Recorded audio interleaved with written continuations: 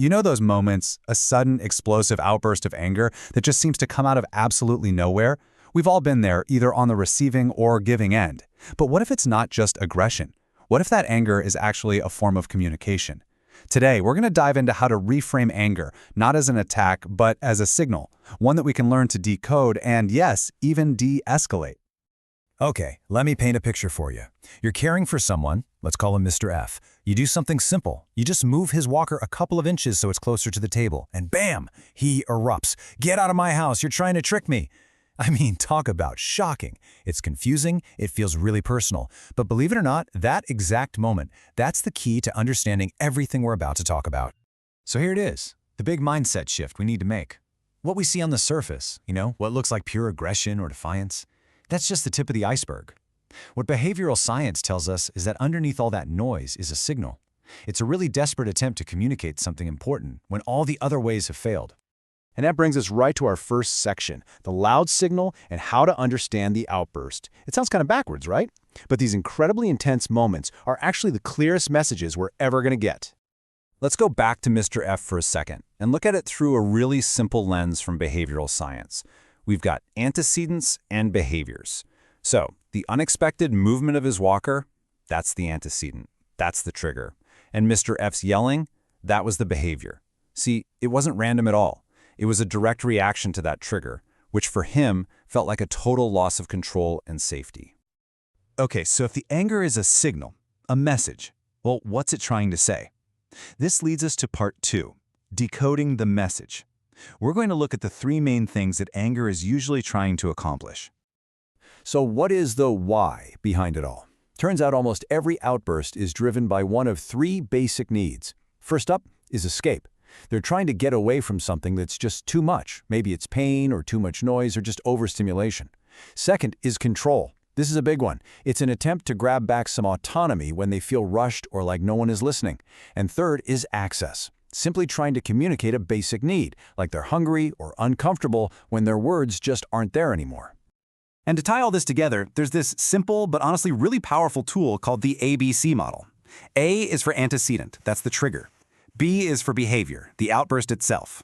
And C is for consequence. And this part is absolutely critical. Your reaction is the consequence. What you do next is what teaches them whether that behavior is going to work again in the future. All right, so that's the theory. But how do we actually use this stuff? Section 3 is where we get practical. I'm going to lay out a simple 3-step method that takes us from preventing the outbursts in the first place all the way to reinforcing calm.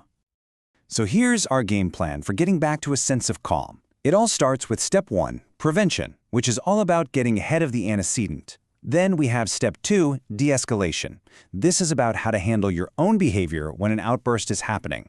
And finally, step 3, reinforcement, which is how we shape the consequence to encourage a better way of communicating down the road.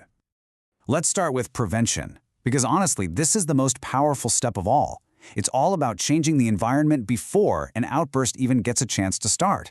Think back to Mr. F. You know what happened? His wife started asking a simple question. May I move your walker? And just like that, the outbursts almost stopped.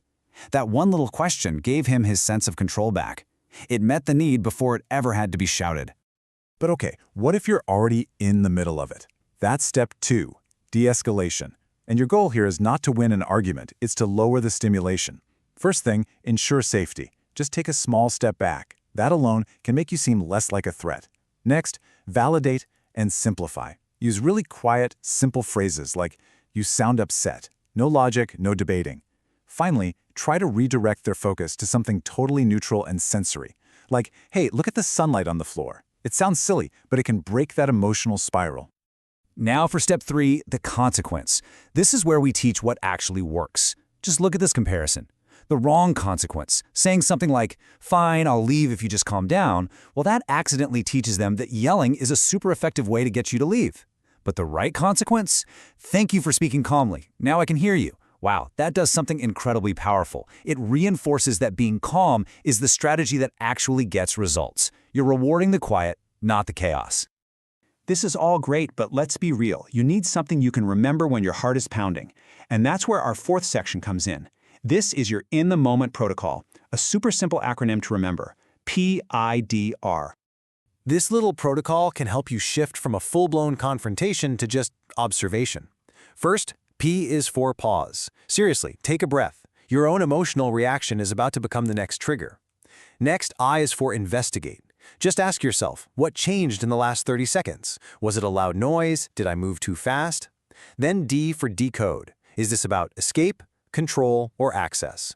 And finally, R is for redirect and reinforce. Meet that underlying need, and then the second you get a moment of calm, praise it. This system moves you from just reacting to actually responding. So, how does all this play out in the messy real world? In our last section, we're going to tackle some of the most common and frankly toughest questions that caregivers run into. First one up, is this anger behavioral or is it medical? And the answer is, it can absolutely be both.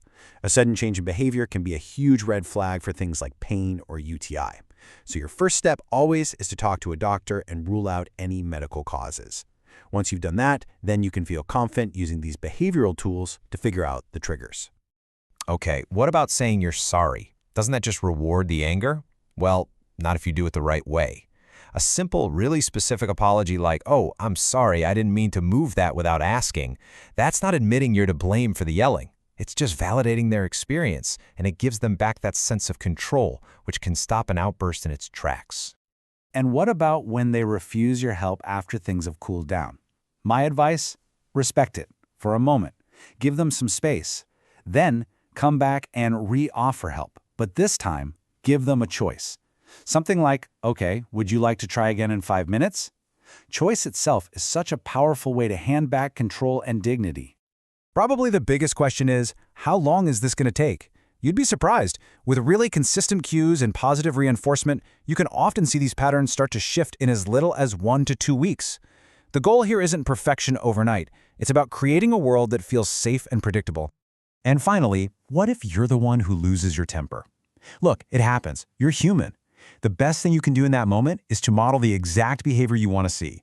Take a step back, reset yourself, and you can even say it out loud. Whoa, okay, let's both just take a breath. You become the guide that leads the way back to calm. So as we start to wrap this up, let's just come back to that one core idea. The entire mindset shift we've been talking about really boils down to this single sentence. The louder the signal, the clearer the need. Thinking this way reframes the hardest moments into the most important ones. Ultimately, this whole approach is about a fundamental change in how we see things.